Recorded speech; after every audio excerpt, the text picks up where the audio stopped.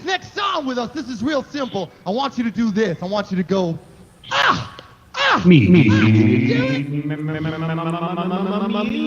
make it simple. I'm gonna count to 3, then I want to hear Dr. everybody. Brown. 1, 2, 3. YR and Arknolia. That sounds real good. What's up going Little, on? I hear Paul in the background there. little soundboard, 1985. Oh, yeah. Nice. Did a lot of talking, did a lot of cussing back then. He doesn't do cussing anymore. I know, Yeah. that was kind of surprising. But then again, Ozzy Osbourne didn't used to cuss, and now he cusses all the time on his shows there. And on this real reality show. It's true. How y'all doing? We are doing good, man. I'm everything good. I just took a walk outside the area, explored this different area that's not too far from my house here. And I figured, let's check it out. It's a pretty good area here.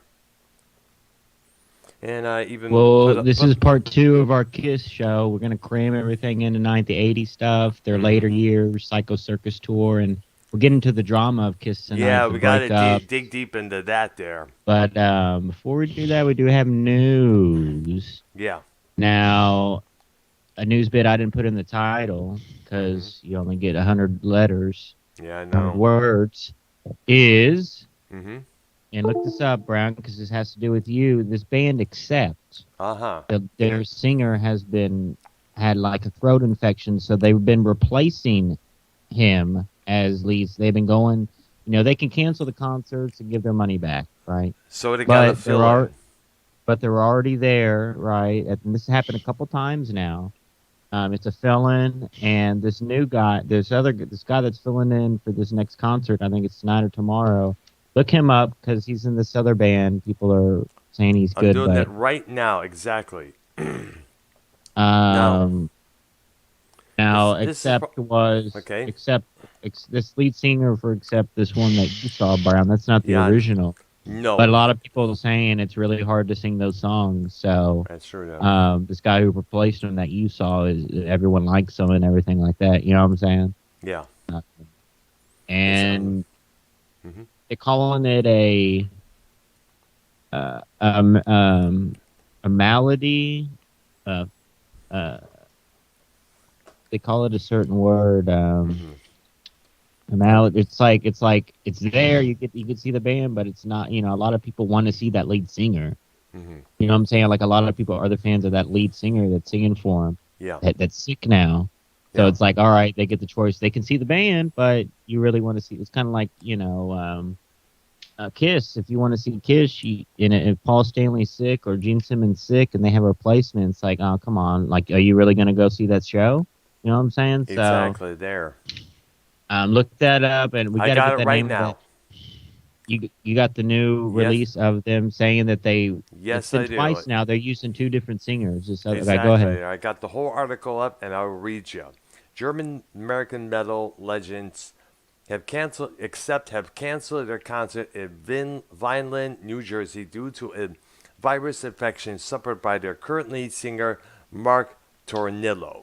The decision to call off the show comes 2 days after Accept performed without Tornillo in Toronto, Ontario, Canada, while Mark was recovering from his illness. Earlier today, this past Tuesday, Accept released the following statement through their social media. Quote, "Dear fans, as you may have heard, we had to modify our show in Toronto, Canada on October 16. Our singer, Mark, had developed severe vocal strain over the last week due to a virus infection, not COVID. Being the trooper that he is, he pushed through these shows in a row. These are 3 of them that they did. But the doctors now insist he takes a break, otherwise the entire rest of the tour would be in jeopardy, as with his voice and his health. This morning, with the heaviest of hearts, we had to make the difficult decision to call off the concert on October 18th in Vineland, New Jersey. This is so Mark can rest, recover, and we can make sure we can finish the rest of the tour in full force. We understand the disappointment of our fans in Vinland. We share this too. We apologize from the bottom of our hearts.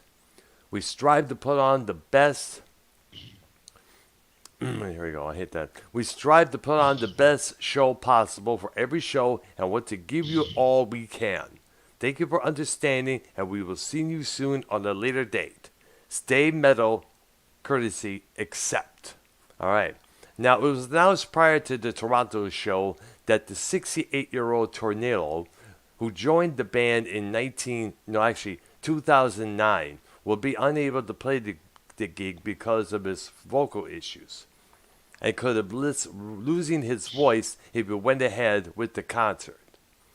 Except played a half-hour-long set in Toronto with drummer Christopher Williams, bassist Martin Motnick, and some of their other members handling all the vocal parts. On Monday, Williams shared a statement below the Metal Voices Facebook post regarding the Toronto gig, writing, "Look, we could have canceled the show, then there would have been nothing. That's it. Good night, go home. Rather than that, we want to at least do something for the fans, especially since it's been so long this band has performed in Canada. I don't sing the Accept songs. I play drums and sing backup vocals. During a show, I'm not thinking about the lyrics for the full song. I'm performing the same thing with Motnick. We tried to do something for the people that were there. We could have bailed out and done nothing. The situation was a major bummer, but we did what we could." So I take it this was kind of a bummer of a show there without their singer there. And I guess the other guys didn't have that much practice as singers, which is understandable. I can say 100,000% on record, replacing Mark is not an easy task. We still play in the original album key, tuned to standard. We don't drop tune like a bunch of other vocalists do, which makes it easier to hit the notes. We don't use backing tracks. It's all live. It's not like Mark can change his set. That is pretty cool, though. You have to tip the cap to the all live thing. No backing tracks. You know what I'm saying? Yep, tuning down. absolutely. I don't have a problem with people tuning down, and I don't have a problem with, even when I saw Sammy, they did I don't know if it was live piano or not, but they did, it was either that or a track of, obviously, right now. They're not going to have a touring piano. It's for one song, which is understandable. So stuff like that, I don't mind. Obviously, like synth stuff, some songs like Turbo Lover, they'll put the synthesizer in there as a backing track, which I don't have a problem with. But guitars, bass, drums, singing, you got to be all live, brother. You know what I'm saying? Absolutely, there, absolutely. I mean, Paul Stanley can tell you that with all the flack he's been getting for the past couple of years, all the lip syncing and backing tracks that he was apparently using during their recent live shows there. In fact, you may remember I mentioned checking out the New Year's Eve performance in India of their song "I Was Made for Loving You." The first verse was the backing track, and the second verse was Paul's real voice. You can tell spot on when you listen to that. You look up on YouTube, you can see the difference. Now, Accept's North American tour, featuring support from the band Narcotic Wasteland, kicked off this past September in Nashville, Tennessee, and is scheduled to conclude on October 29th in Columbus, Ohio. Now, in a 2018 interview, Turturro Talks stated what it's like to first join Accept. He said it was frightening when we first announced. We don't need to, say all that. Just can you look up the singer that they replaced him with the second time? He was from this other band. From Blabbermouth. All right, I'm checking it right now, and I don't see anything right now of that sort. Basically what it is that. Let me look on. Well, here's some news. Go ahead. Les Bing. Let's see. Blah blah blah. Les Bing. He's basically saying that KK Downing's going to be there. It's going to be 2 drummers and 3 guitarists on stage for the Judas Priest thing. Yes, I remember. We mentioned that yesterday there. KK Faulkner and Tipton is confirmed, and Les Binks and Scott Travis is confirmed. So at the same time, which will be interesting. So confirmed. Let me see if I can find. Except recruits Dangerous Toy singer Jason McMaster. Have you heard of that band, Dangerous Toys? Yes, I have. And your voice sounds a Yeah. little bit muffled right now. Can you hear me now? Yeah, a lot better now. Yes, I have. It sounds better now. And yes, I have heard of Dangerous Toys. I guess they had this. They had Hardcore this. right now. Yeah, they had this song called "Teasing and Pleasing." That was a minor hit when it first came out back then. I think they're still together, if I'm correct there. Yeah. All right, there. I got it right now. Yeah, so YR sent me some of the. Let me look it up. My music news today, bro. Okay. I'm on this. Okay. All right. Nice. I would like to ask you because a lot of these people I never heard. I never heard of Accept like before you posted those videos, but I did hear of that song "Boss of the Wine," and I have heard Eddie Trunk talk about Accept a lot. He actually saw Accept recently at the Whiskey A Go Go. So right after you saw him. So go ahead. Let's see here. Yeah. I'm going to find something here. I saw this. I'm going to find out this is true here. Let me find it here. Because I saw this thing. You know those little polls they have that they have on YouTube here? Who is the more talented? Who would win in the battle? Blah, blah, blah. Such and such and such on here. And I saw this picture. And I gotta post this for you, YR. This is a trip. This is an absolute trip. I'm gonna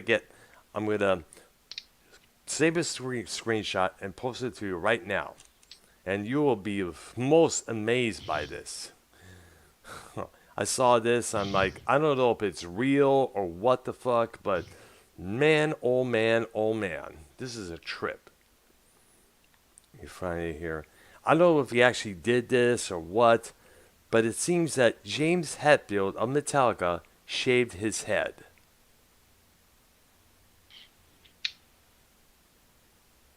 And YR is silent, which I don't blame him because he's like, what? If he's still on. I see him here. I think he, let's see here. Okay. Give me a couple of minutes here. Blah, blah, blah. The photo should be coming up on the Skype chat here in a couple of minutes. All right. There we go. When he comes back, he'll definitely check. He'll be like, whoa, this is unbelievable there. Now, I don't know if it's,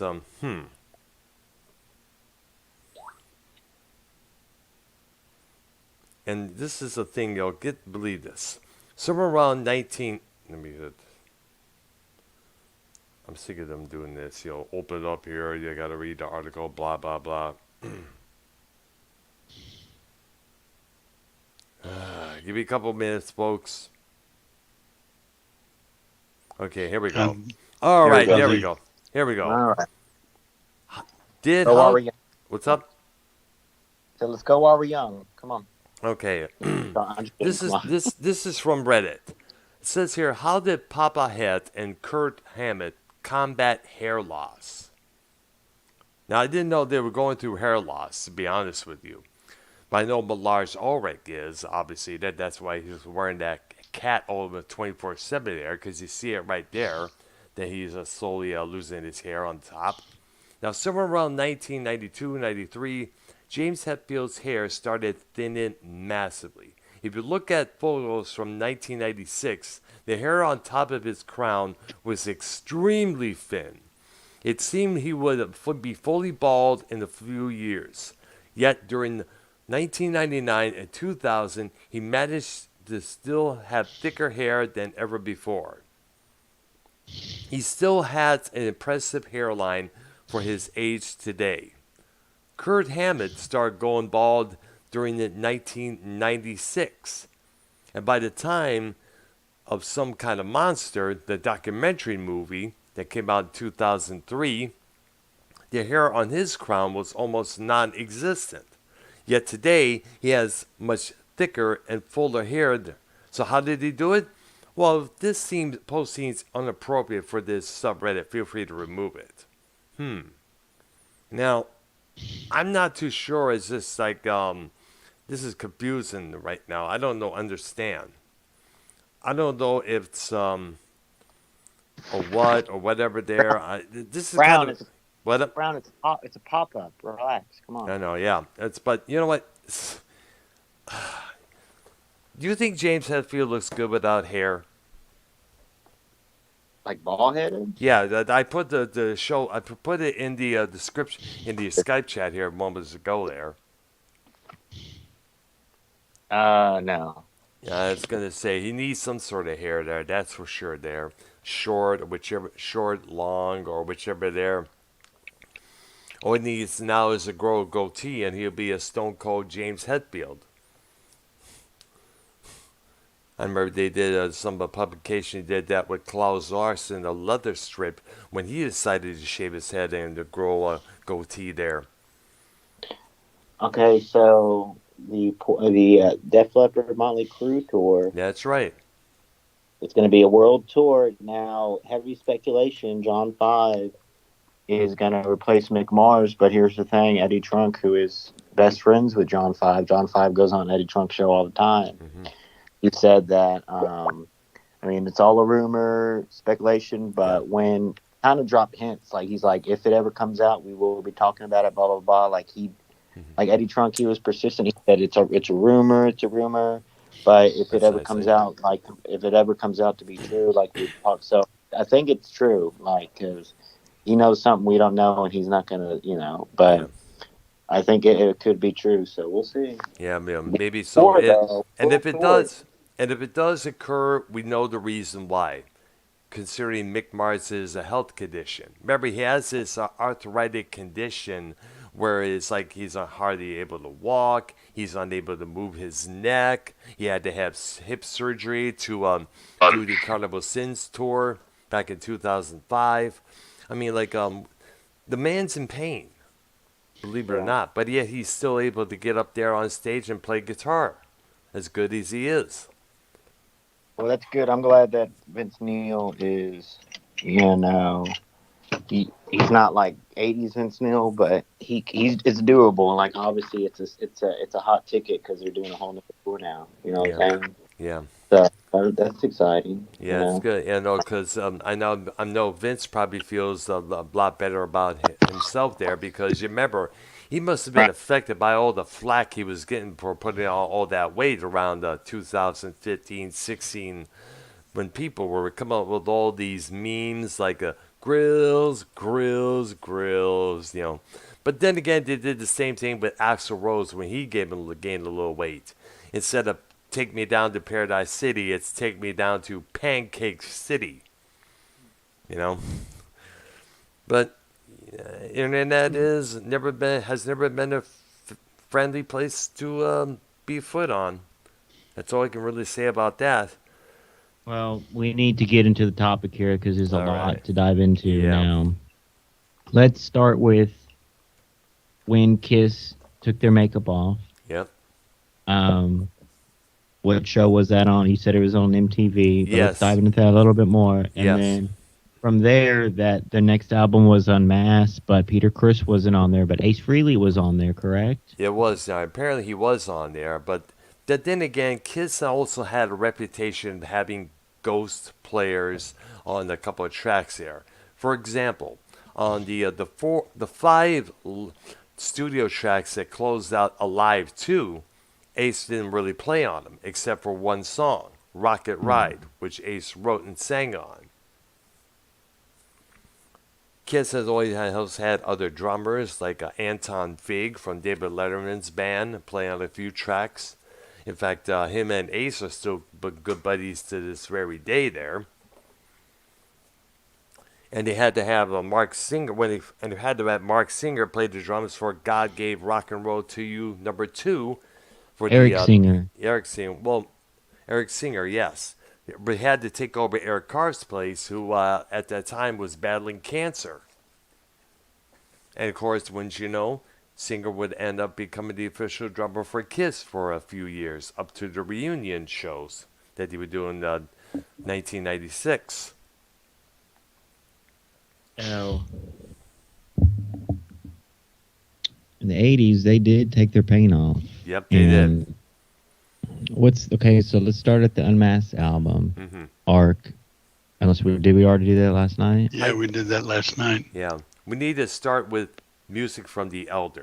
It was a concept record, correct? Yeah, it was supposed to be a concept about this chosen one to fight out this supposed evil. And it was supposed, I guess now there's been talk that a possible movie based on that particular storyline was somewhat in the works, but yet that was about it. It was just speculation, nothing else there. I mean, music from The Elder came out in 1981. It was their second record produced by Bob Ezrin, who a year before was collecting massive amounts of bank from his co-production on Pink Floyd's The Wall. So I guess maybe, I don't know if it was Gene Simmons' idea to do their version of The Wall, or a concept album basically. But however, the album fucking tanked. It didn't do really good at all. The album had an orchestra. It featured a male choir singing the chorus of one song, Call of the Rose, Under the Rose. The only hit single from that was this thing called A World Without Heroes. And basically, the video for that featured Gene Simmons, full makeup, shedding a tear. Now, that don't really make no sense because demons don't cry, according to Gene himself in his autobiography. And around this time, Ace Frehley shortened his hair, so did Paul, so did Eric a little bit there. Yeah, they had a photo shoot where they dressed up like ninjas, kind of like they had the headband. Yep, that was it. That was Paul there. And yeah. Gene, I don't know what Gene did. He had this little thing. Don't know if he had a hair or tied his hair back. He tied his hair back. Yeah, he did. Yes, back. I was going to say Songs he did. Like the O. Something like there, that, yeah. And the album, it was the first only Kiss album not to feature any photos of the band. That was about it. Wow. And it just tanked miserably. Now I'm going to look up the Wikipedia on this album there because there was speculation on whose hand was that on the front cover. Music from The Elder, blah, blah, blah. Give me a while here, folks. But there we go. It's coming up. Now, let me find this here. Come on, I'm looking for the fucking Wikipedia about the situation here. Art. Mm-hmm. Yeah. Did you see that game yesterday? I didn't see the game, but I saw the result and was very happy about it. Thank you. Mm-hmm. Good game. It was nail biting a little bit there, but. All right there.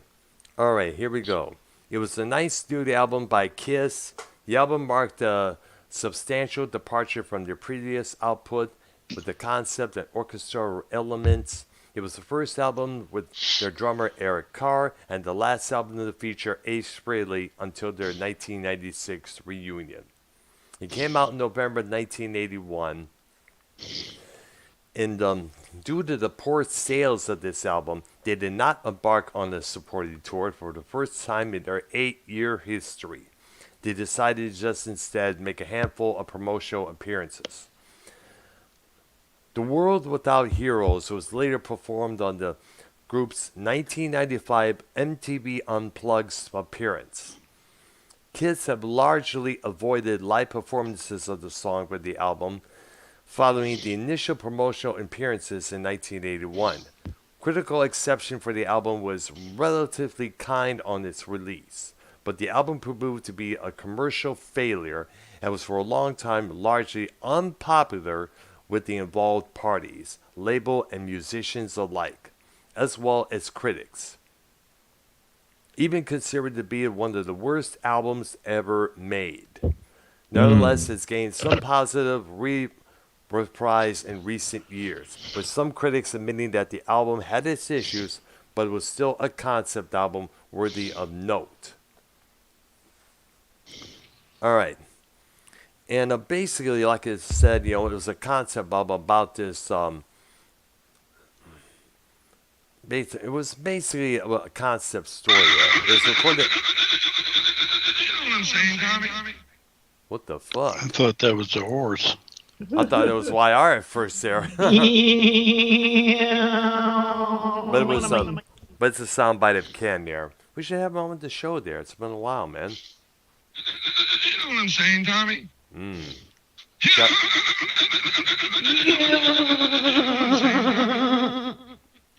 All right.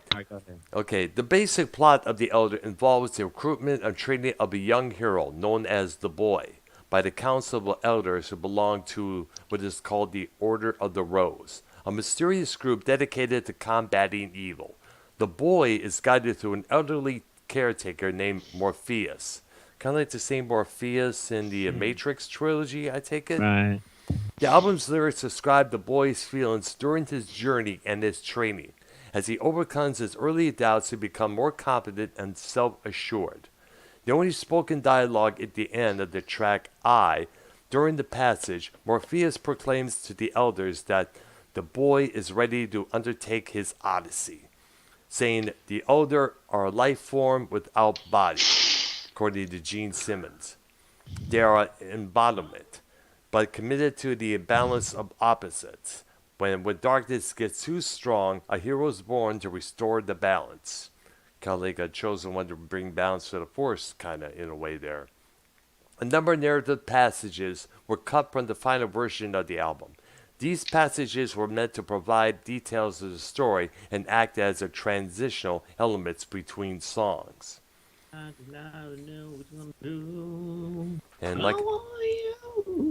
I remember we mentioned it a couple episodes back, it's now joined the list of flop albums that have now reached cult status. Really? That you would think that? Yeah, it was. Yeah, because a lot of people are now saying, this album's not too bad after all. It has a couple of issues, but they should at least. But then again, it's good as it is. Did you ever go out and buy that album? No, I never.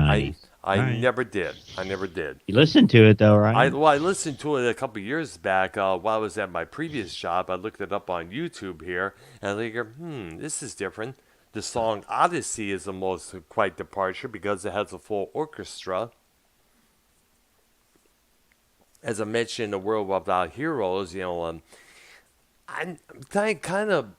thinking possibly that song may have had ties in with John Bonham, John Lennon, two of the biggest names in rock and roll passing away. Oh yeah, Bon Scott as well there. I know the Lennon's death was a big shock to everybody there around that time. It was about a year afterwards, and people were still recovering from it.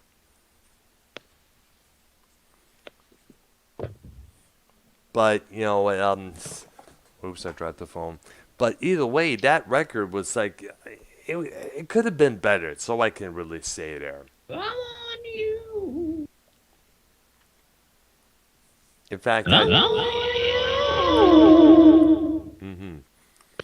Now, the only instrumental, I think this is probably the only instrumental track on the album, probably only instrumental the Kiss ever did in their career, was a thing called Escape from the Island. Yes. All right, there. All right, so that album came out, and it tanked. They decided to... go ahead. Song by song, Art. I'm sorry? Art, you have the Elder album, so we can go song by song on that one? If we heard Yeah, of I've got any the of list. All right, good. The Oath. Fanfare. Just a Boy. Dark Light. Only You. Under the Rose. Side 2. A World Without Heroes. Mr. Blackwell. Yep, that's the name of it. Escape from the Island, Odyssey, Finale. Yep. That's the piece I was talking about, where the boy is now prepared to take on the enemy there. All right. And on to the next one, where they decided to get back into real basic rock and roll. And he did it pretty well on this record there. Wait. What year was that Elder album? 1981. All right. And the following year, they would put out this badass record that should have got more attention, Creatures of the Night. Now, I remember seeing the video for I Love It Loud. I was amazed by the storyline, but I was also amazed by the setup they had as a stage. On top of, below Eric Carr's drum kit, they had like one of those tank cannons. So where did they... So Eric Carr was the first, technically the first replacement in Kiss. The original Kiss. Correct, yes. And then Vinnie Vincent, but tell us, Brown, how did they find Vinnie Vincent? How did they find Eric Carr? If you know that story. Eric Carr auditioned when the Peter Criss was let go from the band like he was.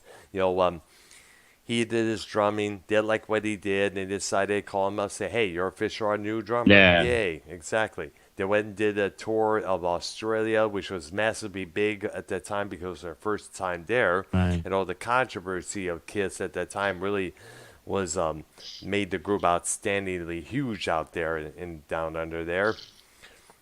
Now, Vinnie Vincent, I'm not too sure how he got involved with the group, but he did have a hand in writing some of the songs on Creatures of the Night.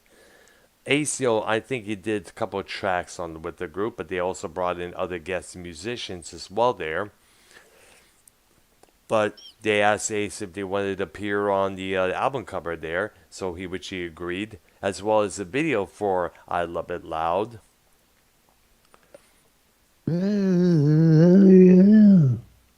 Yeah, it was a pretty badass video there. I like the scene where the phone eruptively melts.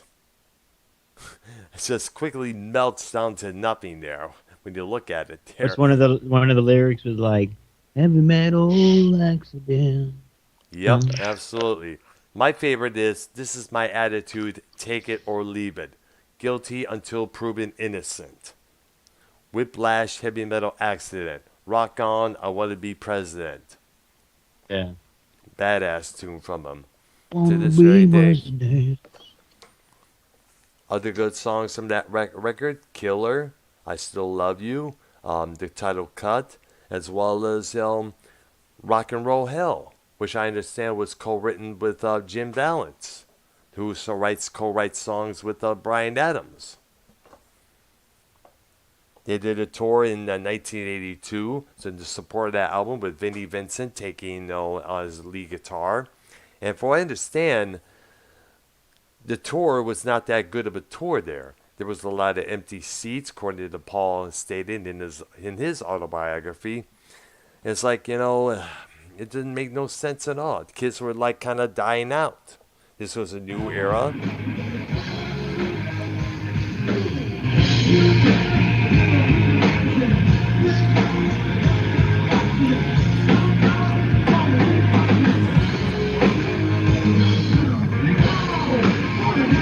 Yep. Yeah. Yep, and that's that was at New York City Kids Tribute that you saw there, doing that. And the funny thing about that tour is they had the plastic. Hello. No, that's two different ones. The New York City ones. That one's from the '90s. I don't even know if they're in existence anymore. But yeah, we forgot to mention New York City tribute band, Dress to Kill, Kiss tribute band from the '90s. Commented on a couple of my Kiss videos. Yeah, I remember. Yeah, nice. So yeah, he's pretty cool. He played Pete or Chris. He played the drummer. But there's videos from you could tell they're from VHS recorders from 1997, all over the United States. Pretty cool, man. So nice, go ahead. Yeah. All right, then. Of course, the Plasmatics, which featured the late Wendy O. Williams, was their opening act. That was kind of a big step for Kiss to take, because you remember years before, the Plasmatics, I had their singer. She was on trial for apparently indecent exposure in Cincinnati. There, doing something with a sledgehammer. And of course, she got off not guilty there, and went on their way and doing more shocking shit there. And did you ever listen to that album, Ark, or saw the video for "I Love It Loud"? Probably once, maybe twice. Oh, it wasn't played that much on the MTV when it was still new. Now, in the, I mean, I guess you could say 70s, 80s, 90s, was Rock and Roll All Night and maybe Detroit Rock City the only songs that were radio played songs, that Kiss had radio play? Well, they did have, yes. It was mostly those songs, Detroit Rock City or Rock and Roll All Night. But maybe Detroit Rock City, like it's always rock and roll. You know what I'm saying? Like thinking back, I mean, that would be the second one for sure. Mm-hmm. I would think so. Maybe Beth, but I don't know. Maybe a little too slow for radio. So yeah, I know Beth was a humongous hit, despite it being a B-side originally.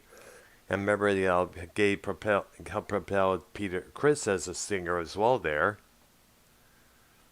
And the song is interesting thing about that song, as we mentioned, it was written for his wife Elizabeth at that time, who was missing her man massively while they were out rehearsing, recording albums and playing gigs. When you're far away when your husband or wife is far away, you're going to miss them like crazy. So I guess. Well, we gotta move along here because we're gonna try to stuff this in, but we still got to get to the Kiss drama. But let's go with the albums here. Yep. And Paul and Gene's infatuation with women and stuff too. That was a big thing. But especially let's move along with the albums. Let's get most of these albums out of the way, at least, and then we can go on to the other stuff. But go ahead, Ark, brother. All right. Okay, track listing: Creatures of the Night, Saint and Sinner, Keep Me Coming, Rock and Roll Hell. And this is on what album? Creatures of the Night. All right, and what year out of that one? 1982. 82. All right, go ahead. Thank you. Danger, I Love It Loud, I Still Love You, Killer, and War Machine. Badass tune. Badass. War Machine would be the big what off that one. Yeah, it was. Right. Yeah, absolutely. That was a badass tune there, because remember, there was a Detroit-based Kiss tribute group called War Machine. I remember hearing about them a couple of times there. Now, that might be one of the most popular tribute acts is a Kiss tribute. Yeah, no doubt about that. There's a ton of Beatles tribute bands. There's a ton of those. Really, there's a lot of everything. Yeah. I mean, tribute bands have been around for a while. Yeah. Like a lot of them from the 90s. A lot, they were covering 80 stuff, whatever. I mean, it's a thing. Like Las Vegas has tribute shows for some of their acts. But go ahead. I think tribute bands are the main thing nowadays, since some of the bands that we grew up listening to are not what they used to be anymore. I mean, like Alice in Chains hasn't been really the same since Elaine Stanley passed away. And of course, Stone Temple Pilots, ever since Scott Weiland, croaked in 2015, it just really hasn't been that much. Fans are still wishing that Scott would still be around, but unfortunately, Scott Weiland should know better to keep off the drugs. That's what did him in. The same thing with Elaine Stanley. And I guess these tribute groups are here to present a kind of reminiscence of how it was back then, And a small fee. Yeah, exactly. Price for a ticket. I mean, how much was like a ticket back then? $20? I mean, everything was pretty much GA. Well, for me in the 80s, it was about $16, $17, or $18. That was about it at that time for one ticket. Yeah. So, I do want to dive into. Go ahead with the next record. Look it up. Do you think them without the face paint was more popular, not popular, but more successful than? Like, why did, like, what's the reasoning behind why did they give up the face paint? Do you know that, Earl, or anyone? Well, according to Paul in his book, they had to do something to not only save their careers, but they also had to go along with the to change of the times. I mean, it was the 1980s. You know, the stuff from the 70s was way out. And here they were still wearing platform shoes, you know, wearing platform boots and stuff right there. And here they were dressed up in their main characters. It was getting tiresome, you know. So they had to make a change, you know, to ease it with the times. They had to take the makeup off, you know, just, you know, basically to save themselves, to be a regular good rock and roll band.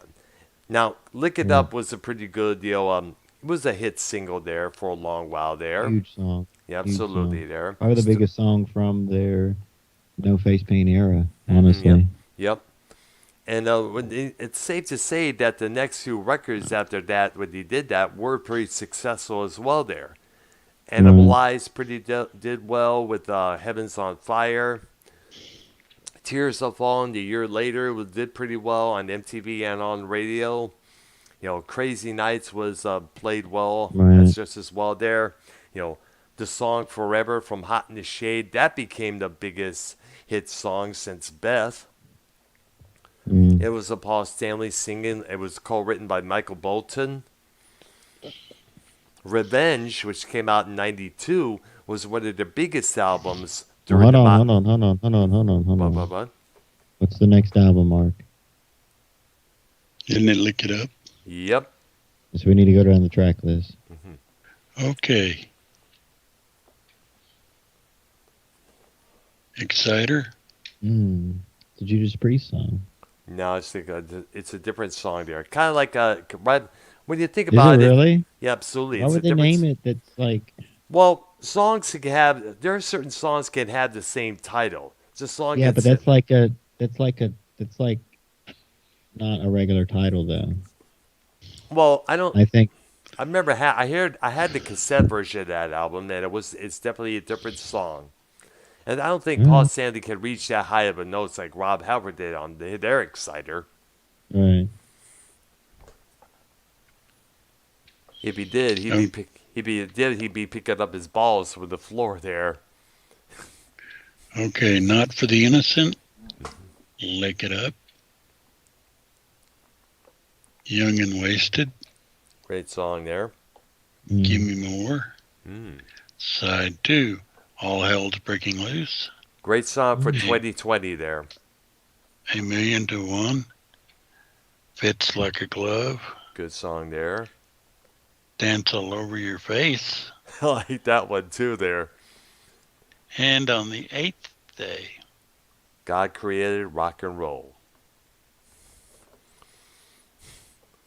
Good album. It was a pretty good album. Remember, like I said, it had the cassette copy of that at that time, and a lot of good songs there.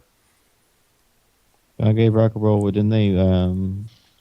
It was a cover, but like, didn't they change the lyrics or something? A little bit. Well, basically, minorly. Well, I guess you could say that. That's why it was basically their different take on the Argent song "God Gave Rock and Roll to You," but they called it "God Gave Rock and Roll to You too." Right. Yeah. Because I guess they changed some of the lyrics, and that one was used for the Bill and Ted's Bogus Journey soundtrack there, and was the last video to feature Eric Carr that came out in 1990 or 1989 there, if I'm correct. Ladies and gentlemen, quickly, go ahead. All right, so which leads up to Animalize from 1984. Another humongous big album from them. Heaven's on Fire became a big hit single. Thrills in the Night was played a lot on the radio there. It was the only album to feature a guitar player named Mark St. John, who passed away years ago. Now, He would have been a good member for the Kiss. He was the only guitar player to really shred. You got to remember, at that time, shredding guitars were the main thing. The regular solos just couldn't cut it no more. Yeah, what the heck? Oh, I see what you're doing there. Ah.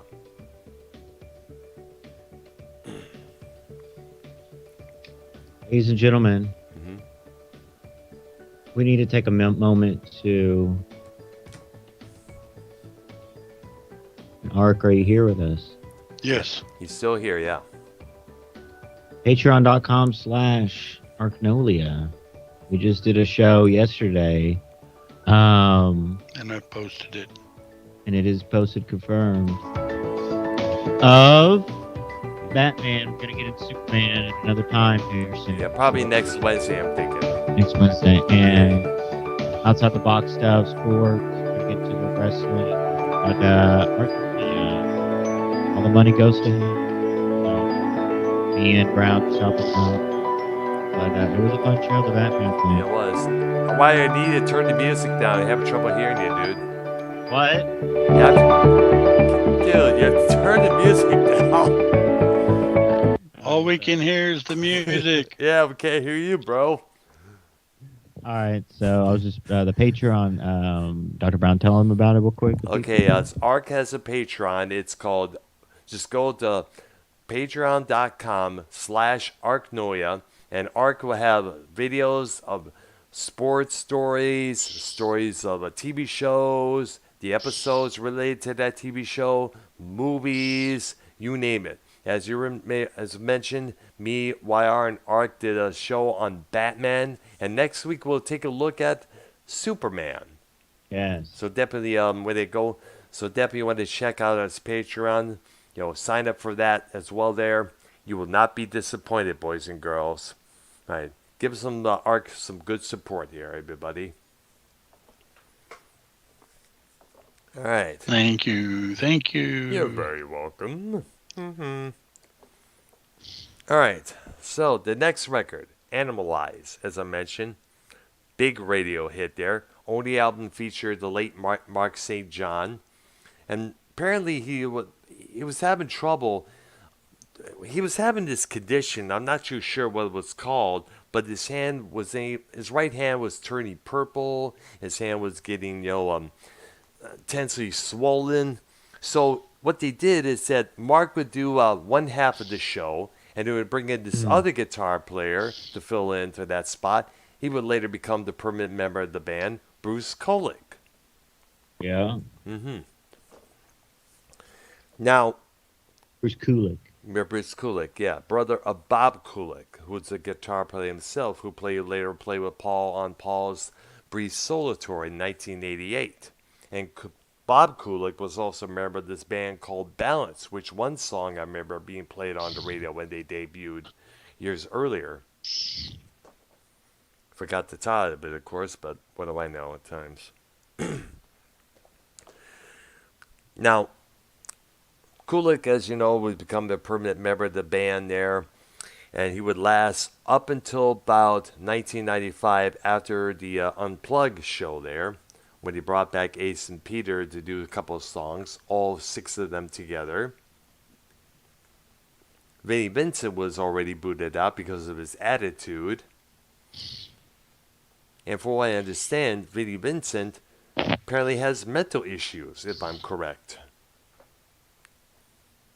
Which we'll get to another time in another discussion there.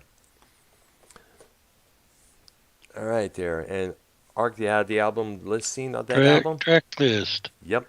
I've had enough. Into the Fire in parentheses. Badass. Heaven's on Fire. That's the lead single from that. Burn, Bitch, Burn. What year on this one? 1984. Get All You Can Take. Lonely as the Hunter. Under the Gun. Another badass tune there. Thrills in the Night. While the City Sleeps. Murder in High Heels. Nice. Now, Thrills in the Night detail a girl there who is sweet as pie at the daytime, but well, basically what they say. Let me the best describe the woman in this song: Jedi in the streets, Sith underneath the sheets. That's the best way to put it. All right. And like I said, the Heavens on Fire video was on massive airplay on the old MTV there. And it really showed a bunch of debauchery that was going on with all these girls, especially with Gene. Gene, it fits to say that Gene is a sex addict because he was always looking for some hot tail there after every show. And I think, remember YR, you showed me on the screen, not on the screen, but on their Skype camera, that there was a sex tape of him banging some other chick, I guess it was. I think that was Hulk Hogan. No, it was him. I did remember. It was, right. It was, yeah. Exactly.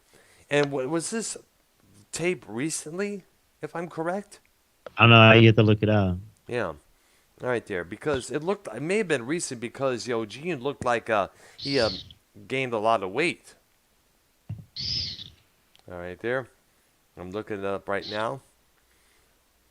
In the next album, Asylum, 1985, Tears Are Falling was the lead single from that album. And of course, okay, let me look it up. I got it here. Blah blah blah. All right. And it's the sex tape girl claims she has lost famous friends over this scandal here. But then again, I'll let me put it this way. All right. I don't think it's his wife, Sharon. By this time, Gene got involved with a lady named Sharon Tweed. Shannon Tweed, my bad. And they were former Playboy playmate. Yep. Yes. They would remain an item for multiple amount of years. They would finally get married, and I forgot what year it was. They had a lot of kids, some kids together. One of them, her name is Sophie, the daughter, and I forgot the son's name there, unfortunately. All, of course, featured in the Gene Simmons Family Jewels reality show that was on A&E a couple years back there. Nick Simmons. Nick Simmons. Ah, yeah, thank you. And okay. Yeah, the episodes I saw, the kids were pretty cool too. Absolutely, there.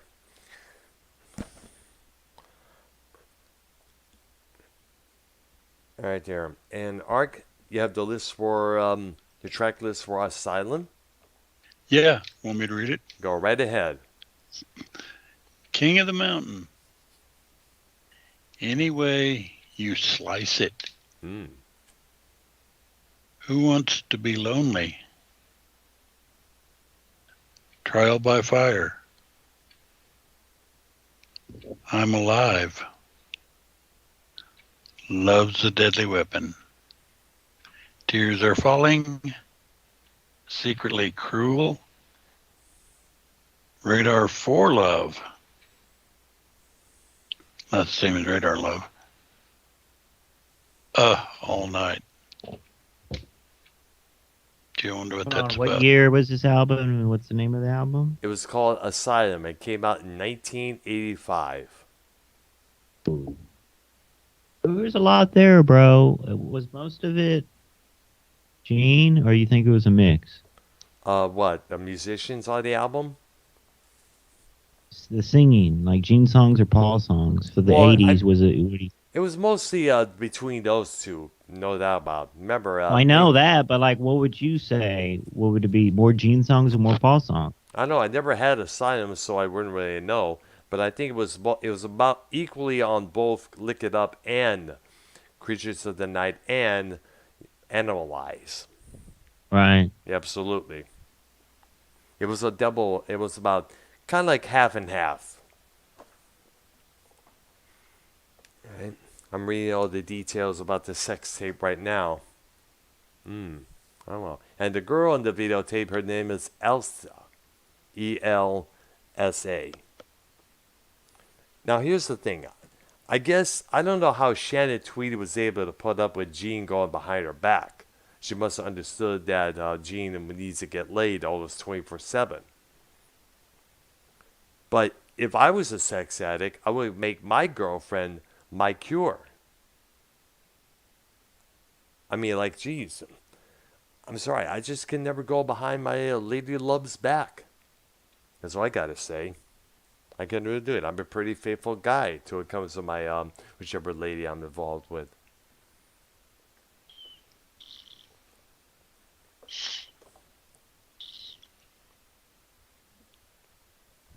Let me give you an example of that. When I was still involved with my girlfriend Nancy, rest in peace, I was here. My girl was visiting her grandma. While I was at a place by myself, I was hit up by two 19-year-olds.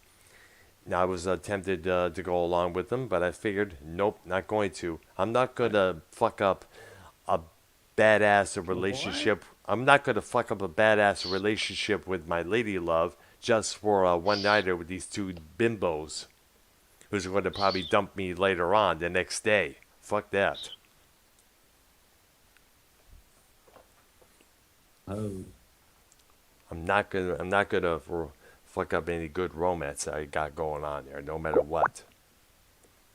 All right. I see right now. All right. And YR poses something here. Of course, I see here. We gotta take the time to plug YR's other channel. It's called the Concert Kings Vlog, the concert footage channel there. That's YR's where he posts. Thank you. That's all the other, where he posts all the live footages of all the bands. All the songs. All the songs. Yeah. Yep. Hello, all the songs. Yes. That's right. So definitely want to subscribe and check that channel out without a shizzle there. All right. The next record, Crazy Nights from 1987. This album had a more keyboard-oriented sound to it there. The title cut from the album, actually Crazy Nights was the name, but that was a hit on MTV and on the radio there. And I guess this is where they decided to sound like the other bands around that time there. The hair metal bands had the keyboard on various songs here. It doesn't say who to play the keyboards. Crazy. Phil Ashley. Who? Neil Ashley? Phil. There's a ton of Ashley. songs, bro. Okay. There's a ton of songs. All right there. Really good. All right there. I never picked up the album myself there. And of course, the next year they came out with Smashes, Trashes, and Hits, a compilation of earlier songs remixed. Now, I gotta say this. They have Beth on this compilation, but it's sung by Eric Carr. Now, Eric Carr's voice on his version wasn't so raspy as Peter's, but it's just, that song in general is Peter's altogether. So would you guys agree that was kind of a disrespect to Peter by hearing Eric Carr sing on Peter's main hit there? I suppose. Yeah, because in a way, that's fucking whack as shit. Fuck that. That's like Fuck the re-recording bullshit. Exactly. It's like they're portraying that Peter It's never all about existed. that original. It's all about that original. Oh. You mean you never liked the song? No, I'm saying I like the original song. It's all about the original. I couldn't hear that. Yeah. I had questions about that for a long time about them pulling that off because it was Peter's song, as we detailed. And to me, to have Eric, the late Eric Carr, sing vocals on that track, that was making out like Peter never existed. When it's actually he didn't came into the band until Peter has been around up until 1980. So they're like in the attitude of that was that old Kiss is gone. This is what's new. There you go. But having Eric sing Beth was, I'm sorry, it just was not right to me. And Ark has the track list for both records if you can. Okay. Crazy Nights. I'll Fight Hell to Hold You. Bang Bang You. No. No, no, no. Hell or High Water? Quick about that one. My Way. So Chris Jericho, during the pandemic, he did a Kiss cover band. Not anything, no concerts, obviously, but like recordings called. The band was called Quarantine with a K. And they did 80s Kiss songs, and that was one of the ones they did was No, No, No. And there were some other artists that played with them on, the instruments. I forget who that are notable, but I think they did. I think Bruce Kulick did a couple guest songs on because they released like a handful. It was like a little side project Jericho had, but yeah. Yep. So. Side 2. When your walls come tumbling down. Oh, sorry. When your walls come down. No tumbling. Season to Live. Good Girl Gone Bad. Turn on the Night. Thief in the Night. There you go. All right there. And Smashes, Trashes, and Hits was, of course, a compilation that we mentioned. Remixed to make it sound more relevant at that time there. Because at that time, big drums, snare drums, sounds was the big thing there. As well as the louder guitars. Yes. You call them air drums or drum machine? What again? Hello? Hello? Hello? Hello? Can you hear me? I said... You said air drums? Don't you mean drum machine? Or no? Air drums? No, I didn't. Is that what you said? You said air drums, didn't you, or not? Didn't I don't know. I said something about having loud drums, the loud snare drums. Yeah, that was the thing back then at that time during the bands around that period. And I think Ark has the track list for Smashes, Trashes, and Hits. Real quick before we get into that, Well, no, I didn't. Okay. All right. The characters. Well, we need to look that up. But the characters, obviously, the demon, the Star Child, the spaceman, and the Catman. In the 80s,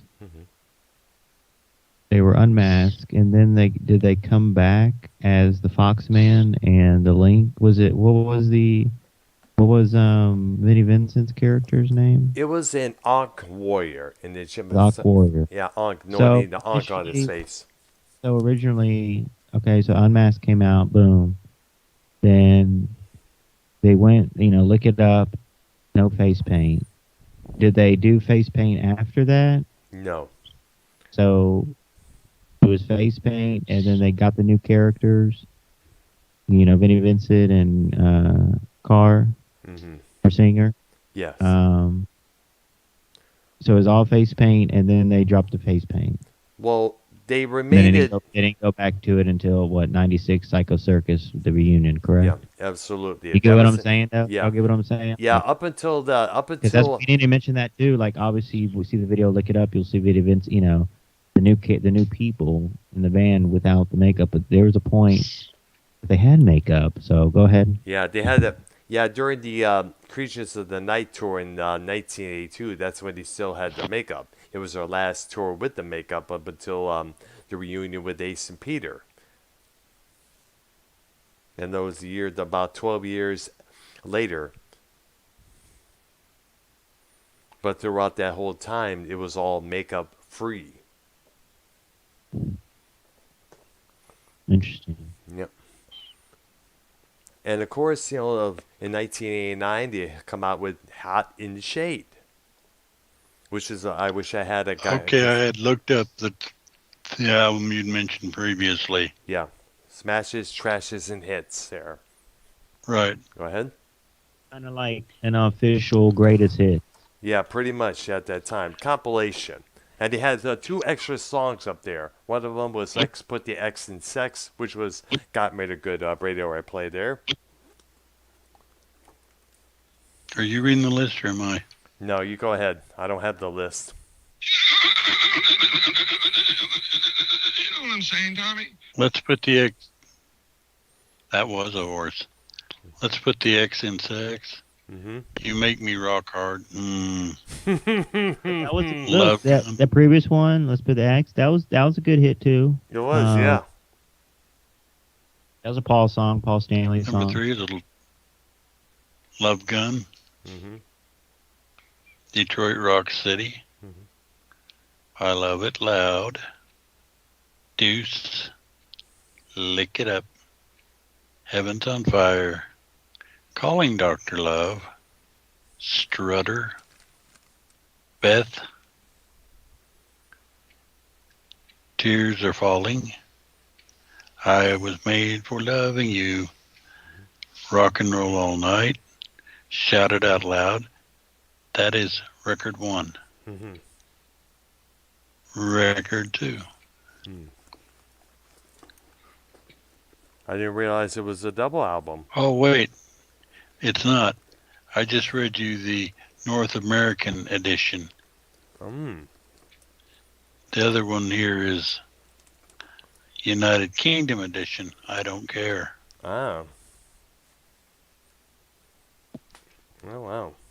So we'll forget that one. All right, there. I didn't realize. I was like, I didn't think it was a double album there myself. I was like, I thought it was just one single album, but I could have been wrong. But then at that time, European versions have different versions of those albums. They can come up with a bonus disc or a bonus CD, or a different order or whatever. Yeah.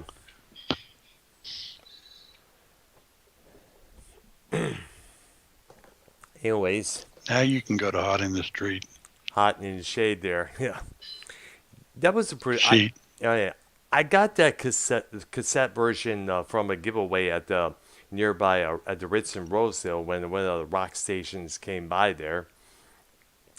And it was like, you can answer this question. If you win a free promo cassette copy of Hot in the Shade, I answered that question, got the tape, took it home to start listening to it. And it's like, it's not a bad album when you think about it. The song Read My Body is pretty good there. So, do you remember the question and answer? The question you asked?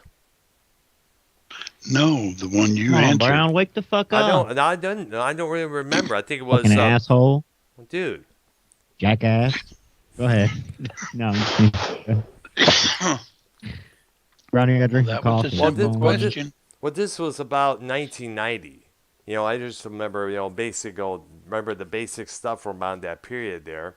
I think it was a question of what song is this? And I remember it was Rocket Ride by Kiss. And I just went up there and I recognized it because remember I listened to my sister's copy of Alive 2 a lot of times there. So I went up there, won the cassette. After the club closed, I took the Hot in the Shade cassette home, listened to that. This is not a badass record there. I know the song Forever was one of their biggest hit singles. Brad, what do you got? A Bluetooth speaker for the audio over there? No, I don't. I'm using the same... It's not kind of deep and muffled. I don't know why it does that. I don't know. Probably the dental work there. No, not you. What? I'm talking about... I know. I know. Our audio, like your audio is crystal clear, but our audio is like kind of muffly, bassy kind of. Well, it's fine. It's fine now. And Art comes in loud and clear. Yeah. Art comes... we can hear it, but you know what I'm saying. All right, go ahead. All right. Go ahead. Pit of Skypes strikes again. All right, there. So anyways, the song Forever became one of their biggest hit songs there. It got a lot of massive airplay on MTV, on the radio there. And no doubt every married, couple that went and saw them were dancing, slow dancing while that song was being played, without a doubt there. And of course, it was the last official full album to feature Eric Carr. Around that time there, he developed cancer and get himself well there. Unfortunately, the cancer took over and he ended up dying in 1991. At the same time, Freddie Mercury from Queen did. Okay, You said Eric Carr? Yes, Eric Carr. That's the one no longer with us. And then who replaced him? Was it Singer? Yes. Singer and that's was the one who plays for him now, correct? Yes, exactly. Interesting. And That's pretty cool. Yeah, he was the only member of Kiss to have blonde hair, because everybody's up at that time had dark brunette black hair. Now people were kind of like, oh, well, maybe he should dye his hair black, but nah, leave it as it is. All right, what about this one, this rumor? All right. Which was many Kiss rumors. The Paul Stanley wearing a wig rumor, him being bald. Is that true, you think? You know, I'm glad you brought that up, because I stumbled on this photo of Paul Stanley bald that I posted on my Facebook a couple years ago. And apparently the story was that he was literally going bald, you know, and he has to wear a wig on so people won't make fun of him and all that jazz there. But apparently at that time, around, I guess it was 1989 or 1999, he did a stint in Toronto performing at the Phantom of the Opera. And one of the scenes of that opera is where he comes up when the mask is removed and he reveals his true self, his deformed face and stuff like that. We're talking about the character Eric, the Phantom himself there. I don't know Eric's last name of this storyline. Senior. No, not the drummer Eric Senior, but it was Eric something there in the storyline of Phantom of the Opera I'm speaking of. Because I remember I saw me and Nancy. Wait, did that movie, that Kiss movie, was it in theaters? No, it wasn't. No, it wasn't a movie. It was a Broadway production. That he did. No, he was talking about the Kiss movie. Kiss movie. Which right? movie? Which Kiss movie? Was it the only the white Kiss? Meet. The only movie. Yeah, I remember. Kiss meet somebody. Yeah. Kiss meets the Phantom of the Park. That was a TV movie. Okay. Yeah. If it was made out to theaters, it would have been laughed out of the box office. Needless to say there. I mean, even Gene says it's a good movie if you're on drugs. But anyways, Paul took on this role on Broadway. You know, he received a lot of praise for it. And there was a couple of scenes where Paul would remove, where the character that Paul portrays is revealed his real face. It's supposed to be deformed. It's supposed to be almost bald. And a lot of people are commenting saying it's good to see Paul with his real hairstyle there. In fact, let me find something here. Blah, blah, blah. I remember posting this exact same photo here.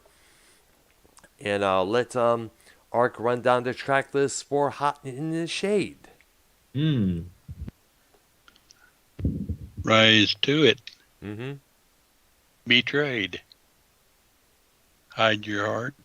Good song there. Prisoner of Love. Go ahead. Yo, by the way, No. this is a good Yeah, this go is a good format for like new episodes. Like we can just do one band. It might be a two-parter, but we could do one band and go through all the history and that's a good way to make new episodes. You know what I'm saying? Like big bands, like Beatles, bands like bands with big catalogs. Mm-hmm. I think we're onto something right there. We discovered a recipe. Mm-hmm. You know what I'm saying? Because we usually have to think. We usually come up with topics, but you know what I'm saying? Like this is fun. This is nice. All right. Go ahead, brother. All right. Now go ahead, Ark, with the track list there.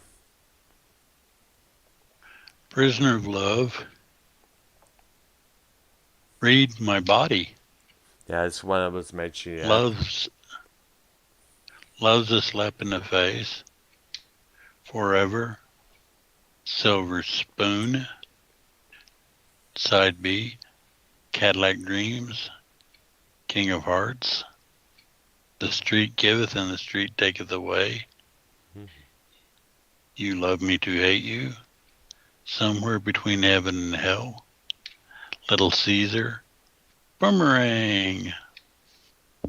Now, Brown, who was the guitarist on that one? Bruce Kulick. What year was that at? It was 1989. And here's so we're a little... still in we're fixing to be in the 90s, which is interesting, but wow. Yeah. And by the way, there's a little story behind one of the songs there, Hide Your Heart. It was recorded multiple times during that same year. Ace Frehley did it on one of his solo records, as well as Kiss doing their version. In fact, first time I heard of it was when Paul performed that song during his '88 solo tour, when they played the Ritz in Roseville later that year. And of Did course, all the Bibbers do a solo tour that year? No, it was just Paul. Gene was obviously busy doing things like movies here and there, and Paul just wanted to go on the road and play. So he got a couple of people with him. One of them, Eric Singer, years before he would join Kiss as an official member. Bob Kolig, Bruce's older brother, was on guitar there, and a couple other couple of members as well. No face paint, right? No face paint, not at all there. And Paul, and a lot of people were talking about the guitar that Paul played. It was one of those. You remember seeing the Steinberger guitar? What brand was it though? It was it's the name of the brand, Steinberger. It's no. It's a guitar where it's like a small body, but with no tuning. The tuning pegs are on the opposite end instead of where they like usually the small one, like yes. compact one? Yes, yeah, absolutely. I still want to get me a almost guitar. Looks like a spatula kind of. Yeah, absolutely. Yeah, it's a spatula like guitar. Yeah, absolutely there. You know, it's like people are saying Paul's playing this so skinny ass guitar there. What the fuck? But those guitars are pretty badass. I mean, like Reese Gabriel from Tin Machine with David Bowie, he plays them a lot. Buck Dharma plays one. I came this close to getting me one a couple of years back for $200, but unfortunately that guitar had it needed repair. Yeah. So, okay. The following year, we see the death of Eric Carr, as I mentioned, from 1991, that died from cancer. The same year, the same time that Freddie Mercury dies from AIDS. Eric Singer becomes the official new drummer for Kiss. They record the album Revenge, third record produced by Bob Ezrin. The song What Unholy. What would you say was the biggest selling or / popular album with the Unmasked era of the 80s? Revenge. Kiss. The following year, they come out with Alive 3. And the stage setup they had at that time was kind of like a Statue of Liberty face, but yet pieces of the face revealing the skeleton, a skull face underneath there. You know, that was one of the big things they had up there at that time. You got to remember, Kiss came out with some massive stage productions there. But, you know, like, that was probably one of the biggest records from the non-makeup era, without a doubt. All right. So what is the Revenge? Did you do the track listing on that, Ark? Okay. Unholy. Mm-hmm. Real quick, what year was that at? You said 1989 on that one? No, 1990. Hello? 1992. All right, thank you. Take It Off. Tough Love. Spit. Well, they didn't do an album. And then God Gave Rockin' to You Too. Mm-hmm. God Gave Rock and Roll to You, and they didn't do an album in the 1990 and 1991 years, Dr. Brown, or? Well, they did. Well, believe it or not, the next record was supposed to be titled Carnival of Souls. And apparently what the record label was hoping they would do is go towards a more grunge sound, like Soundgarden and Pearl Jam. But Paul had a problem with that because they're basically telling them to copy someone else's style. And Kiss were not into that at all there. They wanted to be on the edge of things there. And I guess what the... Number 6. Okay. Go ahead. Domino. Mm-hmm. Heart of Chrome. By the way, they did an acoustic set, and we're gonna get into that. And it was like their first Ace came back, and then that Peter. acoustic set. Well, I know Ace came back. I don't know about Peter. He did. They did for the and Domino was one of the songs Yep. on there. Simmons had an acoustic bass. Pretty cool. Yep. Mm-hmm. Yes, and Peter did show Thou up as well. shalt not. Thou shalt not. Every time I look at you, paralyzed, I just wanna. And something called Car Jam 1981. Yeah, that was from a session they had back from that year there. They just took out the instruments and let Eric Carr play his drums there. That's what basically you hear at that during that whole period there. They're a little homage to Eric. That it was. Now, the next record that was supposed to come out was Carnival of Souls. And that's where you're going to try and make it sound more alternative sounding there. But the album never got released. It was only available at that time in a form of bootleg copies out there until they decided to finally reissue it in 1997. Yo, did you ever own any bootleg copies, Brown? The only bootleg record CDs I had was these trance remixes of Pink Floyd albums. It was CDs? CDs. They were coming out in yes. Everything was going CD at that time there, including bootleg. Other than Black Sabbath, live from '78, titled "Welcome to the Electric Funeral." Well, it's very misconstrued there, but inconspicuous. But how much was a CD at that time when they first came out to buy? If you want to get like a Beatles CD or just a basic band, well, how much was a purchase on that? It was usually about $12.99 for a CD, or about if it was a double CD set, it would be about $16.99. Same, so average price. Yep. That's how it was back then. And the vinyl out, by the way, the vinyl releases back in the 80s when I was a teenager was about $7 or $6.99, $7.99. That was pretty much the price range at that time. Nowadays, any vinyl releases that come out nowadays are about $24. Man, more maybe. More maybe too. 45, 40, 50. If it's a double Deluxe album. editions, you know what I'm saying? Yeah. Yeah. Wow, when I first started buying albums, generally they ran $2.99 and $3.99. Wow. And that was way back then in the 60s and 50s there, if I'm correct. 60s. Yeah. I was born in 1950. Wow. When was I born? Yeah, that's right. I was trying to remember it so long ago.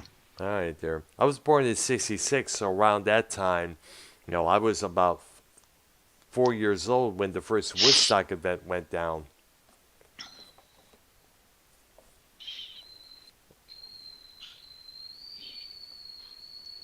Oh, and you didn't get to go. I know, yeah. My parents were not hippies at that time, so most likely they would not want to go there. And plus, when it comes to having all that traffic jam up, if you saw the Woodstock movie, you saw how many cars were lined up on the road there just to get to this festival. See that? Yes. See the 99 documentary? Yes, I did. It was the Woodstock movie that came out a year later after the event. The one that came out a couple of months ago. It's on Netflix. To watch it, it's pretty good. No, I haven't seen it yet. No, I wasn't aware of that. We've seen so many Woodstock. Woodstock. It's a new one. It's the new 99 documentary, though. That's what I'm saying. It's a new Woodstock one. 99 they're talking about there. Oh.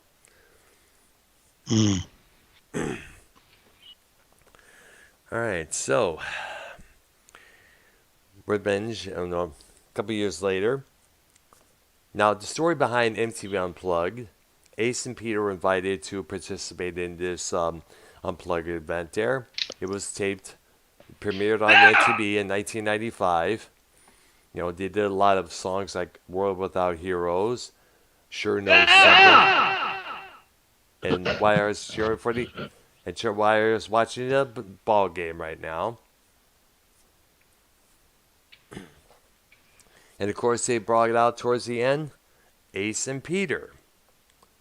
They do a guitar acoustic version of Beth. What year was that on there? It was 1995 when that whole thing went down there. And then afterwards, in the earlier that... Hold on a minute. What? We need to grab this in real quick because we need to touch on this. Mm-hmm.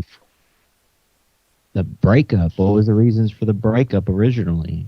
Because we're close to the reunion in the mid '90s, but we need to on this history special here, Music Maniac special, Dr. Brown Ark and YR. What was the original reason for getting rid of Ace and Peter? Well, Ace was getting disgruntlement. He was drinking a lot. I know it. I'm just saying we need to tell the people about it. You know what I'm saying? Mm-hmm. Well, we all know that Peter was doing a lot of drugs at that time. He was getting messed up at the time. At one point, he did something atrocious on stage, which and apparently Ace came up with the idea of letting go of Peter, and then Ace himself was not in that good of a shape himself. He was drinking a lot of massively there. In fact, during the filming of the Phantom of the Park, he would sit in his trailers, just drink. He would be out there, oh, we won't lead you to later on this afternoon for filming. And Peter would sit in his trailer and just drink away, blah, blah, blah. Yeah, but you don't think, Gene and Paul wasted time with, the women? Okay, Ace drinking and Peter drinking, I guess, partying. They both were the big partiers. But, why not put blame on Gene? I mean, it was Gene and Paul's band. It is their band. They're in control. I mean, technically, but it just sucks that... Hello? Yeah, I'm here. It just sucks that obviously Ace does his solo thing nowadays, but I don't know, man. I think what it is that, and I think probably the real reason why they're not being... while I was trying to fucking finish a sentence. Hello? Hello? Can I finish? Go ahead. It's a shame that maybe one day, they're saying it's the end of the road, but will we get that one last reunion? At least one show somewhere with the original four? I don't know. Thank you. I'm done now. Thank you. It would be nice for them, to have the original four on stage for their very last concert if they're already done touring. But unfortunately, I think the problem is, after having issues with this particular person for a good number of years through the 70s, 80s, and 90s, you're going to kind of be reluctant to head on the road with that person there out of fear of that bullshit coming up once again. I know that happened with Peter Criss during some of the reunion shows that they were doing later in the 90s there. In fact, it got to the point where Peter decided to leave the group again over money issues there. So they got Eric Singer to come in as replace him as the Catman. And of course... all right. Real quick, we need to... do y'all have another 30 minutes, or how long can you go, Ark? We could... A little bit, I suppose. I don't know can go much longer. Yeah, because we need to, I'm fine, but I'm saying, Ark, we need to cram this in on this. So... Right. Basically, we all know the party and everything like that, blah, blah, blah. But so that brings us to what we were just talking about, 95, 96. So that acoustic thing happens, got a big pop. Everyone was talking about Raven. Yeah. Then did they come out with the Psycho Circus album and then toured on it? Did the reunion tour, or did they tour first and then do the album? They did. They did a couple of years they did the tour first. They had a couple of year and a half of touring. They came out with Psycho Circus in 1998. Right. It was their first record in how many years with the original lineup. And it was a nightmare making that record, according to Paul there. Peter was having his diva issues there. Ace hadn't really changed that much in terms of drinking. He would finally get sober years later on down the line. He would later leave the group again, stating that Gene and Paul are difficult to work with. And of course, of course, in 1999, as I mentioned, Peter leaves again during the midst of their first farewell tour. Eric Singer comes in, filling his spot. And then after the tour, somebody mentioned something to him, and Paul decided, I'm not done yet. Neither is Gene. It was probably farewell to those two guys, Ace and Peter. So they decided to get a new guitar player, Tommy Thayer, who has been who worked with the band as a stage tour manager.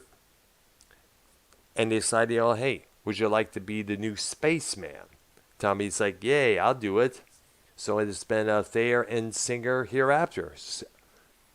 Now, of course, there's issue with Eddie Trunk and many other Kiss diehards. It's like, how dare Tommy Thayer and Eric Singer wear the makeups that were created by Ace and Peter? Now, believe it or not, Ace and Peter had to sell the rights of their makeup designs to Gene and Paul. And the reason why they had to make them Tommy and Eric wear the makeup is because that's the Kiss that people want to remember. The Catman, Spaceman, Demon, and Starchild. I mean, like, people didn't really care for the Demon, Starchild, Foxman, and Ankh Warrior. And they're certainly not going to remember Kiss for the non-makeup era throughout the old 80s. They want the Kiss with the makeup. Say, like, why didn't they tour as the unmasked version, right? But yeah. That wasn't the big sell. Was the '70s version of Kiss, the paint, the fire, everything. Like, that was the sell there. Yeah, so absolutely. Like, that's one of it really made a reinsurgence there. Absolutely. And in that time, when they did that reunion and all that, and you know what I'm saying? Like, it was a big deal. It was. And also, a lot of times, Kiss got themselves, with the reunion, built on a couple of alternative rock festivals. Bro, in the 80s, didn't have the paint and all that, right? Yes, this correct. Was like a whole decade, there was no paint, none of that. Actually, 12 years without the face paint, from 83 to about 97. 90s comes, 97 comes, right? Even that domino thing, even that acoustic was no face paint. Correct. Mm-hmm. So you got to think about that. Like, that was a big deal, and ever since then, obviously, you know what I'm saying? Did they release the one Sonic Boom album? That was the only one with that band, or no? It was there was another one called Monster, and it was those two records. I think another record came out not too long ago. I got to look it up sometime there. But it was they never re-recorded as that new band. They never re-recorded the original tracks yet, huh? I don't know. I think they may have, but there was a talk about them doing that as well there. I got to look it up and see if they actually did that once more. But, in a lot of ways, Eddie Trunk has been opposed to the current Kiss lineup, with Thayer and Singer wearing Ace and Peter's makeup job. In fact, it's now to the point now where apparently, Paul Stanley wants something to do with Eddie Trunk. Because of those criticism. Yeah, like they'd ever go on each other's show. I mean, like Kiss never go, but like Gene, like he always says, like Eddie Trunk always says, like he knows for a fact Gene doesn't have issues with him. Is one day he'll be able to have him on the show, which is the fact that Paul is beefing because Paul doesn't, like. He keeps it real. Eddie Trunk keeps it real, and he doesn't sugar. He's not going to be like, oh, he calls out the bullshit. He's like, they're lip syncing here. He doesn't like them, replacing Ace and having a new character under the face paint. Like, it's a lot of shit, and like Paul wants all positive, positive, positive. You know what I'm saying? Absolutely, there. Now, okay, here's the albums they did with Gene, Paul, Tommy, and Eric Singer. Sonic Boom from 2009. Monster from 2012, and that was about it. Those two records. Kiss has yet Monster to be their last album. Pretty much. It was both releases were on. Well, Sonic Boom came out on their label, Kiss Records, and Universal was the one that distributed Monster. Quick thing. Gene Simmons discovered Van Halen. How true is that? Well, he I think so. Maybe. Well, I understand he did produce the original demos for Van Halen, and Van Halen could have been signed to Kiss's label, Casablanca Records, but instead they went to Warner Brothers Records.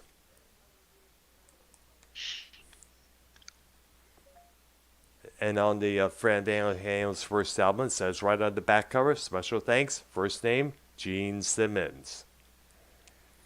So definitely for sure, Gene had a hand. Also, Gene also had a hand producing another group called EZO. EZO is how it's spelled. And they're from Japan. Gene produced that album, as well as, I guess, one of the albums for the band Black and Blue, whose guitar player, Tommy Thayer, will become a member of Kiss years on down the line.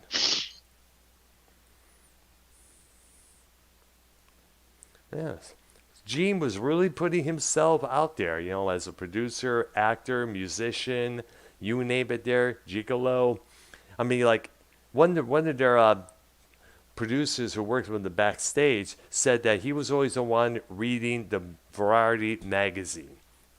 He would expand a lot of things out there when you look at it there.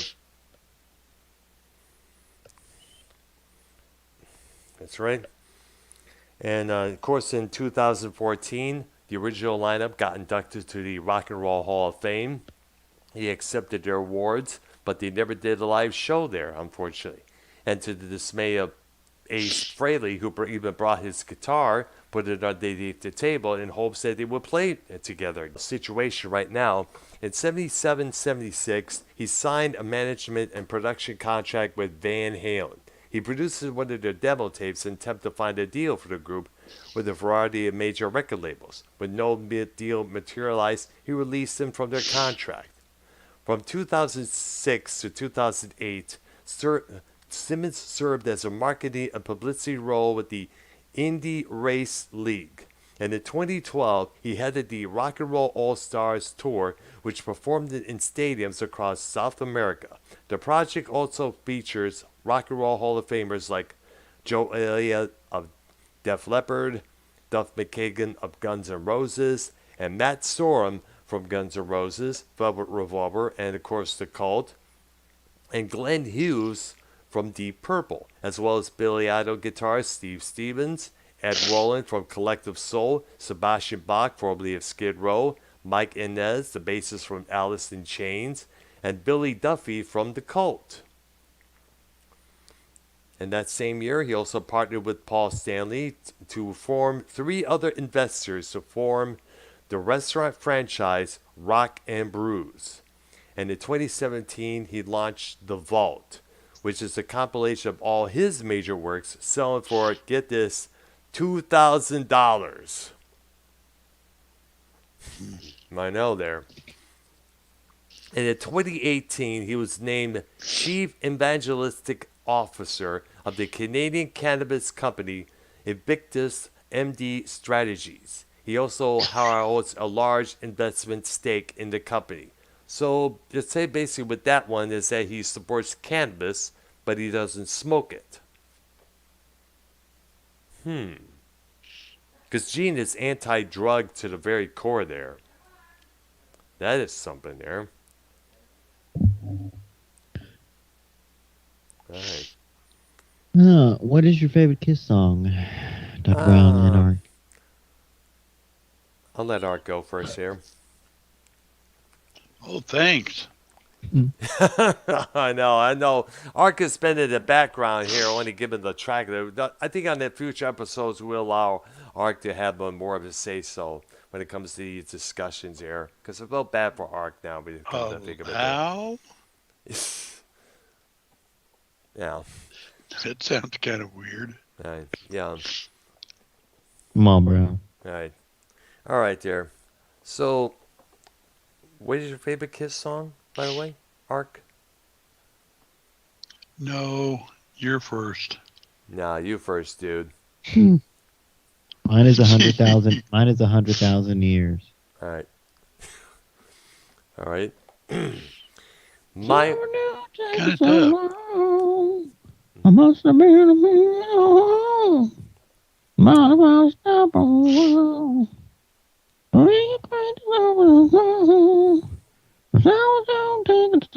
Come on, Brown, sing with me. I don't know.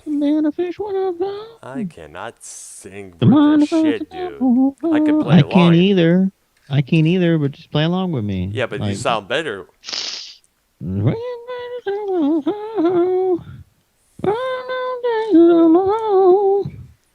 Come on, Brown. I I need your backup. I can't. I don't know the lyrics. Understand there. You really don't know? I really don't. It's the first time I really know. Listen to the song one day. I'm sorry to have taken so long. Come on, Brown. You can hit on the guitar? I'm playing Heaven's on Fire. Oh.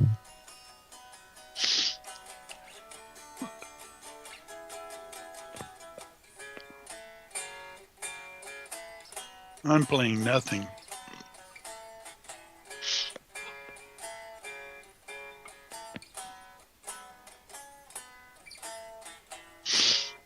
There you go. Thank you. All right. All right. My favorite Kiss song would have to be God of Thunder because of the atmosphere. What? Yeah. Because the atmosphere, the boldness, like I am. I mean, when you think about it, it is a badass song. The Destroyer version was like had these little kids screaming in the background. And the studio and the live version on Live 2 was pretty badass as well. And it featured a damn good drum solo from Peter Criss.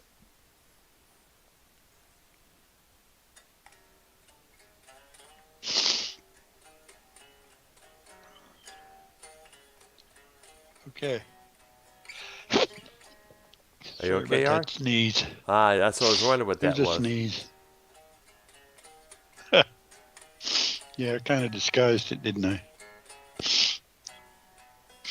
Okay.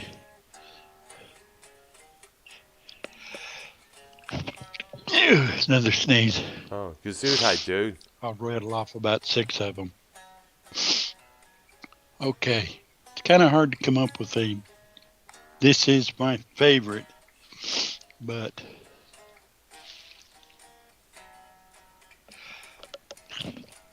sorry, another sneeze. Hold on.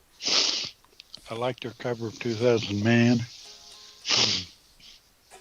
I like their version of God Gave Rock and Roll to You, which actually number 2 is not the same. It's not a cover. It's like a sequel. Yeah. Sorry, I probably got about 3 more in me. And then I like, kind of like I Was Made for Loving You. And for what it is.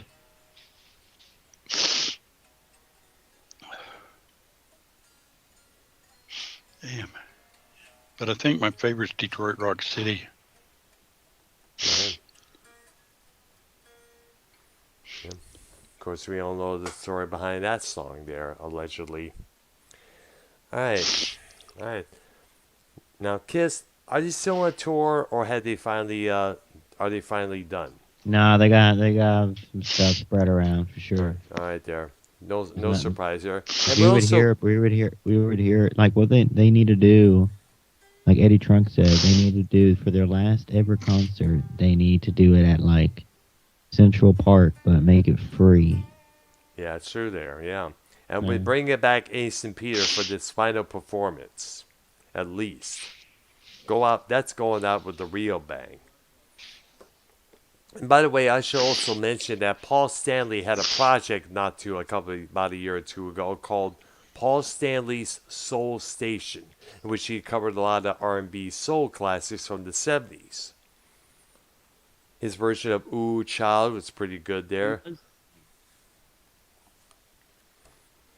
What year was that? I think let me look it up again on YouTube. I remember seeing the video for it accidentally. I was like, oh, wow. In fact, I'll find one of the songs and I'll put it in the Skype chat for you there. Give me a couple minutes here. Okay, come on. Let's do this. Stanley Association. Okay, Ooh Child IOI. Let me find that. All right. And I hate when they do this, to help YouTube answer one question. I'm not answering shit. Let me find it here. Let me put it on pause. Share it here. Blah, blah, but blah. they use your response. I'm kidding. Well, I don't respond because some of the questions are actually pretty downright dim-witted. And you see, he's on the YouTube channel called Paul Stanley Soul Station. Believe it or not. I'll put it in the Skype chat right now. And you guys check it out. Pretty damn good cover. Okay, now. Wednesday we're going to do the American version of British invasion. Or I guess America's answer to the British invasion. All right. Then our Halloween special on Thursday. All right, there. And that's what I'm looking forward to because I got a lot of dark music to show to bring up to the table there. So we can fit British Invasion in one episode, and then the Golden Oldies will be the week after that. Basically, the first week in November. Golden Oldies, 60s. All right. Motown. We need to add Motown in that. Or we can do a separate on Motown as if there's enough. I think that probably needs to be separate. Yeah, I think so. Because it's a show of its own. Yeah, true there. So basically, the next thing we're doing on Wednesday is a look at some of the big American bands that came after the British invasion, right? To rival the Beatles. Or before there. All right, there. That's understandable there. Because I think a lot of U.S. bands were trying to rival the Beatles, if I'm correct. Because everybody out there was getting into these British bands. To some degree, yeah. Yeah, I remember reading about a debate about that in one of the early magazines when I was a kid. When it was the Beatles versus the Four Seasons. You're going to get a yarmulke. That's not even a battle. I know. Everybody start getting a yarmulke to wear at the clubs. Am I good at what? Those gothic yarmulkes. You know what I'm talking about? Gothic yarmulkes? Yeah. Well, I plan on being at Numbers tomorrow night. That's for sure there. No, I'm saying, like, are you still going to wear your... Because you were talking about it the other day, like, you're going to not wear your battle vest and... Well, like I said, I'm not... Well, what I'm going to do is... Does that mean Does that mean your long capes and, like, your long jackets and stuff? Your Columbine jackets? Are you still going to wear those? I'm still going to wear those, yeah. But I'm going to wear some... Oh, you cheese ball. I'm going to still wear them until we look for something more there. I need to... I've had some of these clothing since... The vest I had, minus some of the patches I had on it, go way back to Richmond, Michigan in the early 2000s. And Michelle, my sister, has said there, she's basically said, it's time to take some of those patches and put it on the brand new vest. I'm hoping sometime soon to find a leather vest to put them on there. Or at least a denim vest. Oh, denim. Yeah, I'm thinking about the same thing as well. I'm sure I know they have a denim clothing at the nearby Walmart here. I should probably buy one. No, they don't have denim vests at Walmart, but you can go on... Hello, you can go on Amazon. They have denim vests, black ones. But yeah, like going into a store, they don't really. So you want to get all they have is Levi denim jackets, and maybe you can find vests, but you got to get that online, Dr. Brown. All right, there. Amazon. I know. I should probably. Me and my sister plan on looking online for some new clothing, new pants there. Club pants. What all size that do you wear pants? I wear waistline 34. 34 what? 34 waistline, 35, 36 lengthwise. I got some 32 pants. You think you can wear them or no? Well, all depends. So, because sometimes you sag it? Can you sag? Do you sag your jeans? No, I don't sag, not at all. I wear them the proper way. No, I never sag. Art, do you sag your pants? Lord, no. I know, because I hope... Is that trend dying out finally? Nah, like Ken sags, and I don't think Joe does, but Ken does for sure. Ken and Heisman, Keith, obviously. He's a self-admitted sagger, but I'm sorry, but sagging your pants is I never cared for it to begin with, because I'm sorry, but that I never really understood that. I worked at a temp service during my last year in Detroit, and one of the big rules for the participants was no sagging their pants because it looked inappropriate for the job that they were assigned to that day. rules. Yeah, that was one of the rules. Yeah, and a lot of other places at that time were starting to put out signs like, "Pull your pants up before coming in." And let's not forget, in men's prisons, if a guy sags his pants like that, it means that they want it in the ass. So I forgot which comedian. So some comedian, I forgot who, but they basically said it best. If you're sagging, you're faggot. And I saw this one fucking video of some black guy walking down with his pants sagging down. A couple of guys videotaping him, run by saying, "Hey, faggot," and start betting off. The black guy started to run after him, but his pants fell down to the ankles. Boom, he falls over. It is confirmed that Shy Mouth Ken does sag his pants. Is that the horse again? We should get Ken on the call sometime. That a man right now. Well, it's a little late since we're fixing to shut down. Yeah, that's true there. But you know what? Next time, when we go live, we should get Ken on the call to add to the topic there. It's been a while since we talked to him, let alone have him on this show here. Right there. So I guess this concludes part 2 of our look at the band Kiss. And once again, next Thursday, we'll be taking a look at the U.S. rivals to the Beatles from the early 60s there. And we're also going to be taking a look at Halloween-themed music on Thursday, or since Halloween, it'll be up around the corner there. Or more darker music. Yeah. I'll throw your Alice Cooper in there. I'll throw your... Even John Five's a big Halloween guy. Rob Zombie, but go ahead. And then your Halloween songs, obviously. And also songs that would... pieces of artists who would go good with Halloween, like Lustmore. The piano intro to Halloween is very, very classic and nostalgic as well. Absolutely. But we'll cover that on Thursday. Absolutely there. Don't give the show away. I'm not. I know. Mm-hmm. You're giving the show away. All right. So I guess that's it for tonight. Everybody enjoy the rest of your Thursday evening there. I'm going to be heading out to the grocery store to get a couple of things here. I'll be back, relax a little bit, get ready for work tomorrow, and so on, so on, so on. Another 5 days of work ahead of me there. In the meantime, for Arknolia and for YR, you guys enjoy yourselves, and we'll see you next week. Yep. All right there. Thank you, brothers. Thank you, guys. Bye-bye.